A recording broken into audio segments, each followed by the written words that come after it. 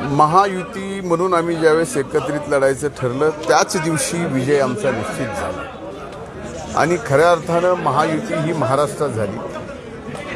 परळीमध्ये Bharatiya Janata party, Rashtrawadi Congress पक्ष, शिवसेना आणि रिपाई हे सर्व एकत्रित या ठिकाणी महायुतीमध्ये लढले आणि परळीच्या मायबाप जनतेने ऐतिहासिक कौल दिला आणि पुन्हा एकदा ही नगरपालिका राष्ट्रवादी काँग्रेस पक्षाच्या महायुतीच्या ताब्यात दिली। खरं तर अनेक जण जसं तुम्ही म्हणताय की परळीवर लक्ष जास्त असतं, परळीवर असतं, सगळ्याच गोष्टीत मधल्या काळात आमच्यावर टीका, परळीवर टीका, परळीची बदनामी।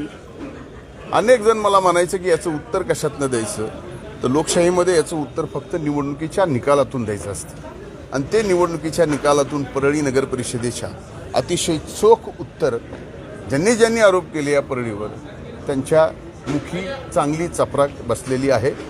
आम्ही सर्व नगरसेवकांची आता लवकरच बैठक घेऊ आणि परळीचा विकास तर खूप झाला आहे, पण आम्हाला परळीचा अभूतपूर्व विकास करायचा आहे, कारण तेवढा मोठा विजय त्यांनी या ठिकाणी दिलेला आहे।